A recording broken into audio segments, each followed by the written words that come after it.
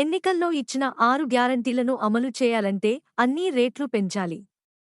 రేట్లు పెంచకుండా సంక్షేమం, పాలన సాగదు. Karnataka deputy CM DK Shivakumar. ಈಗ ನೋಡಪ್ಪ 14 ವರ್ಷದಿಂದ 2024ರಿಂದ ಕುಡಿಯೋ ನೀರಿಗೆ ಬೆಲೆ ಏರಿಕೆ ಆಗಿಲ್ಲ. ಎವ್ರಿ ವರ್ಷ ಲಾಸ್ ಆಗ್ತಾ ಇದೆ. ಕರೆಂಟ್ ಬಿಲ್ ಕಟ್ಟಕ್ ಆಗ್ತಾ ಇಲ್ಲ, ಅವರಿಗೆ ಸಂಬಳ ಕೊಡಕ್ ಆಗ್ತಾ ಇಲ್ಲ. 14 ವರ್ಷದಿಂದ 10 ವರ್ಷ ಆಗಿದೆ ರೈಸ್ ಮಾಡಿ BWSP ನೀರು.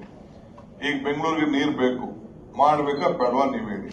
ಈಗ ಪವರ್ ಬಿಲ್ ಅವರು ಜಾಸ್ತಿ ಮಾಡಿದ್ರು, ನಾವು ಬಂದ ಮೇಲೆ ಅದನ್ನ ತಿರ್ಗಾ ಮಾಡಿ ಮಧ್ಯ 1 ರೂಪಾಯಿ ನಾವು ತಿರ್ಗಾ ಅದನ್ನ ರಿಡ್ಯೂಸ್ ಮಾಡಿದ್ರು. ನಮ್ಮ KRC ಚೇರ್ಮನ್ ಅದಕ್ಕೆ ಒಂದು ಗೈಡೆನ್ಸ್ ಮಾಡಿ ಇದೆಲ್ಲರನ್ನು ನೋಡಿ ಸ್ವಲ್ಪ ವಿಪರೀತ ಆಗ್ತಾ ಇದೆ. ಯಾಕಂದ್ರೆ ಬೇರೆ ಕಡೆಯಿಂದ ಬಂದ ಇನ್ವೆಸ್ಟರ್ಸ್ ಕೂಡ ಫ್ಯಾಕ್ಟರಿ ಮತ್ತೊಂದು ಸಾರ್ವಜನಿಕರಿಗೆಲ್ಲ ತೊಂದರೆ ಆಗ್ತದೆ ಅಂತ. ಕಡಿಮೆ ಆಗಿದ್ದ ಯಾರು ಅದ್ರ ಬಗ್ಗೆ ಪ್ರಶಂಸನೆ ಹೇಳುದಿಲ್ಲ. ನೀವು ಜಾಸ್ತಿ ಆಗಿದ್ದು ಬಗ್ಗೆ ಮಾತ್ರ ತಾವು ಮಾತಾಡ್ತಾ ಇದೀರಿ.